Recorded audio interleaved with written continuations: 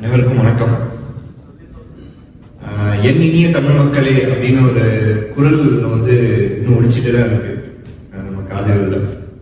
So இயக்குனர் பாரதிராஜா அவர்கள் பற்றி பேசுறதுக்கு முதல்ல வாய்ப்பு கொடுத்த மற்றும் குழுவினருக்கு ரொம்ப நன்றி.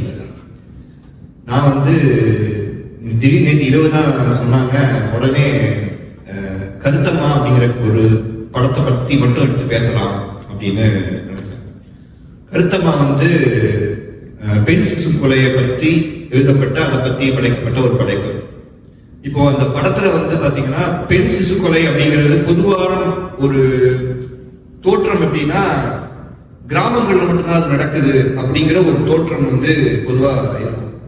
ஆனா அந்த படத்துல வந்து ஐயா பெரியார் தாசன் அவர்களும் சுந்தரராஜன் அவர்களும் பேசிட்டு இருக்கிற ஒரு காட்சியில அவர் எப்படி சொல்லியிருப்பாரு அப்படின்னா, இது மட்டும்தான் கொலை பாதகம் நீங்க நினைக்கிறீங்க, அது கிடையாது. நீங்க வந்து நகர்ப்புறங்கள்ல வந்து மருத்துவர்களை வச்சு படங்கள் எல்லாம் பார்த்து அது ஆனா பொண்ணான்னு பார்த்து நீங்க அங்க வயத்துக்குள்ள இருக்கிறப்பவே கொலை செய்றீங்க, அதுவும் வந்து ஒரு பாதகம் தான் அப்படிங்கிற மாதிரியான ஒரு விஷயம் வந்து அத சொல்லியிருப்பாங்க. இன்னொன்று, நான் இதுல எனக்கு ரொம்ப பிடிச்ச ஒரு விஷயம் இந்த படத்துல எப்படின்னா, தாய் பாசம் பற்றியான ஒரு காட்சிகள்ல சொல்லியிருப்பாரு. அதாவது தாய் பாசத்தை வந்து ரொம்ப எமோஷனலா ஒரு டிராமாட்டிக்கா காட்டாம அது வந்து ஒரு போற போக்குல அப்படியே வந்து ரொம்ப அப்படியே ஒரு மயிரகால வருடுற மாதிரியான ஒரு காட்சிகளா இருக்கும். இப்ப எப்படின்னா ஒரு காட்சி நான் குறிப்பா சொல்லணும்னா, அந்த மரத்தை வெட்ட போகணும். மரத்தை வெட்ட போற சீன்ல வந்து பாத்தீங்கன்னா கருத்தம்மா வந்து மரத்தை வெட்ட விடாம தடுப்பாங்க. அப்ப தடுக்க போறப்போ வந்து இவங்க ரோசிங்கிற ஒரு கதாபாத்திரம் வருவாங்க. அவங்க வந்து பார்த்துட்டு இந்த மாதிரி மரத்தை வெட்டக்கூடாதுன்னு அவங்களுக்கு அந்த வெட்ட வரவங்கிட்ட பணத்தை கொடுத்துட்டு போவாங்க. ஏன் வெட்ட விட வேணாம்னு சொல்றீங்க அப்படின்னு கேட்டா, அவங்க வந்து என்னுடைய தாய் அப்படின்னு சொல்லுவாங்க. இப்ப இந்த ரோசி கதாபாத்திரம் வந்து ஆக்சுவலா பாத்தீங்கன்னா கருத்தம்மாவுடைய தங்கை தான். ஆனா அதான் அவங்களுக்கு தெரியாது. ஆனா அவங்க கடந்து போனதுக்கு அப்புறம் பாத்தீங்கன்னா இந்த ரோசி வந்து என்ன பண்ணுவாங்கன்னா அப்படியே மரத்தை தடவுவாங்க. மரத்தை தடவுறப்போ மரத்துல இருந்து பால் வடியும். அது வந்து ஒரு தாய் பாசத்தோட ஒரு வெளிப்பாடா ரொம்ப அழகா காமிச்சிருப்பாங்க அந்த காட்சியில. அதே மாதிரி அவங்க அப்படி தடவுவாங்க, பால் வடியும், மேல இருந்து பூ விழும். இந்த பூ விழுறது அப்படிங்கிறதும் ஒரு தாய் பாசத்துக்காக காட்டுறதுக்கான ஒரு காட்சி. இப்ப இந்த பூ விழுறது இன்னொரு இடத்துல வருது.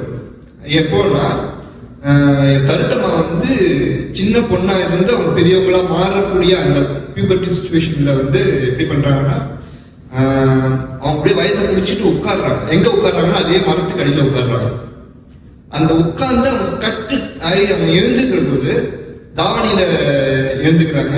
அப்பயும் பூக்கள் விழுது. ஸோ இது வந்து எப்படின்னா அவங்க கிடைக்காத அந்த தாய் பாசத்தை அந்த மரம் அவங்களுக்கு கொடுக்குது அப்படிங்கிற விஷயத்தையும் இந்த படம் ரொம்ப அழகா சொல்லுது. இதே மாதிரி இன்னொரு ஒரு காட்சியில் என்னன்னா, இவங்க இருப்பாங்க சரண்யா அவர்கள் வந்து பொண்ணு கல்யாணம் பண்ணி அவங்க வந்து ரொம்ப துன்பங்களை அனுபவிப்பாங்க. அப்போ வந்து சரண்யா அவர்களை வந்து பொண்ணு கொன்றுவார்.